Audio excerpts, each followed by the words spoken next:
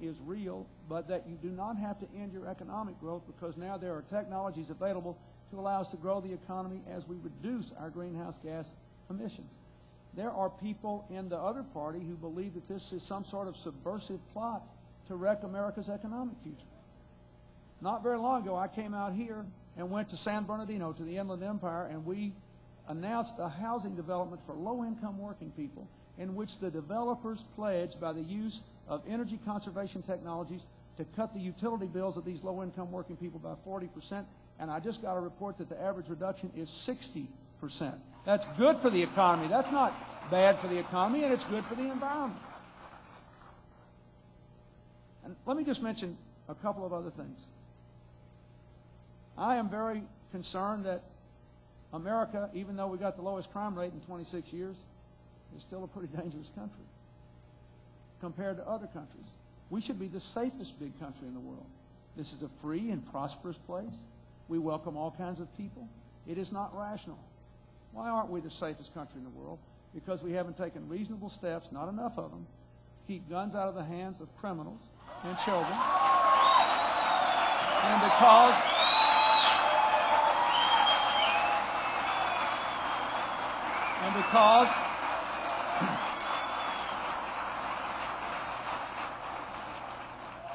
And because, frankly, even though we put 100,000 more police on the street in community policing, we still got neighborhoods that don't have enough coverage. So I gave Congress a plan to deal with both those things. Put 50,000 more police officers out there to prevent crime in the highest crime areas of the country and to deal with guns and so forth. They say no. Our crowd says yes. Their crowd says no. Big difference. What about our role in the world?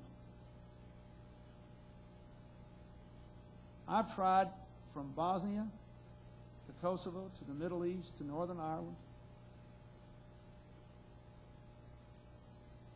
to stand up for the idea that people ought not to be murdered or moved wholesale because of their race or their religion. We have worked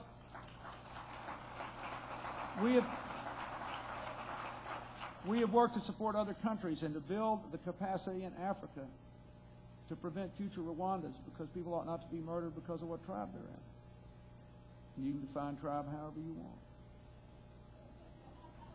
want. And we're about to start a great debate on the Comprehensive Test Ban Treaty to end nuclear testing, something that Dwight Eisenhower and John Kennedy wanted us to do years ago. We're finally going to have a chance to do it. In so many of these areas, there are partisan differences, which surprise me. And let me come back to you. Why are we for the hate crimes legislation? Why are we for ENDA?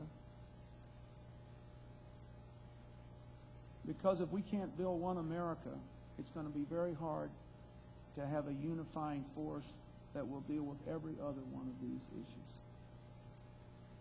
And that's what I want you to think about. Don't you think it's interesting that here we are on the verge of this new millennium with all these absolutely breathtaking technological breakthroughs that people who are technologically challenged like me can hardly keep up with? I mean, isn't it amazing to you that we have modernity is bursting out all over in the form of high technology, and yet the world's largest problem and America's largest problem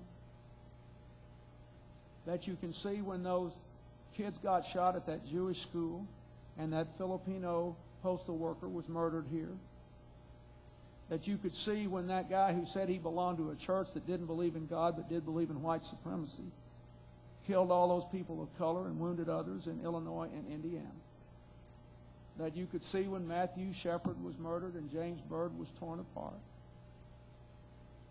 and that you can see in the tribal slaughters of Rwanda and the persecution of the Kosovar Albanians or the Bosnian Muslims or the fights in Northern Ireland or the continued agonies of the Middle East. Here we are on the verge of this great modern world where we can make movies with virtual reality now, and virtual reality seems sometimes more real than what is real. And the biggest problem we've got is the primitive, age-old fear and hatred and dehumanization of the other, people who aren't like us.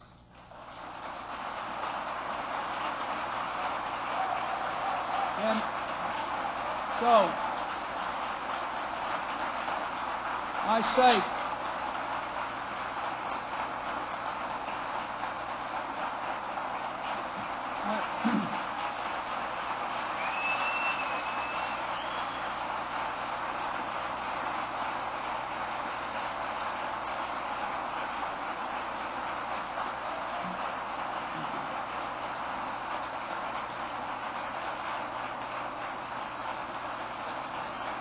so, I'm nearly done. I just want to say this. I'm going to do everything I can every day that I have to remind people of that. That we have to be one America. We can have honest differences over issues, but we can't have honest differences about whether we share a common humanity.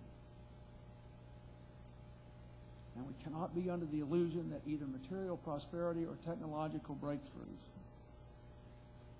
alone can purge the darkness in our hearts. I believe that America's best days are still out there.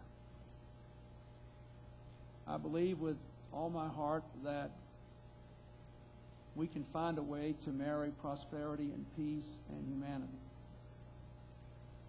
But we must have a unifying vision.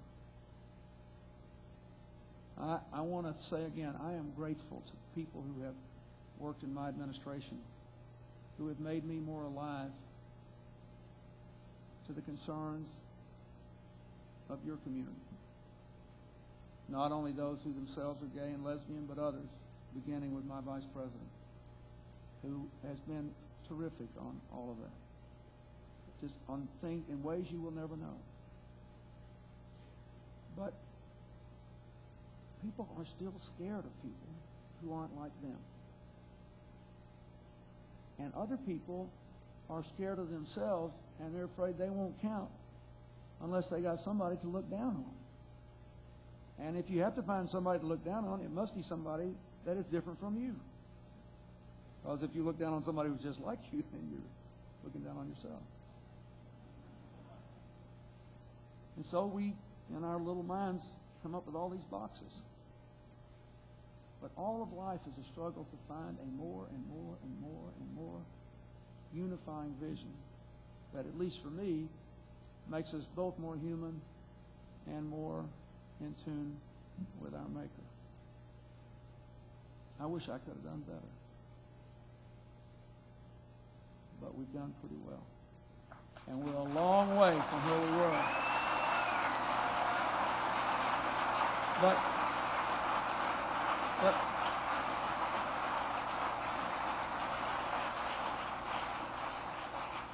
I want you to think about this a little bit every day between now and next year.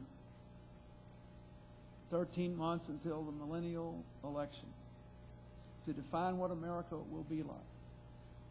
Whether we will continue to embrace these big challenges and change in a positive way, building on what we now have evidence of. Whether we will continue to look for those unifying visions that allow us all to join hands and go forward together.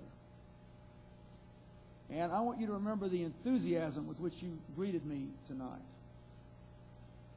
And I want you to remember that it's easy to shout in the moment. But the world is turned by those who day in and day out, with courage and determination and heart and hope, stay the course. We need you. America needs you. I still believe in the future of America, and you are a part of it. Thank you, and God bless you. Thank you.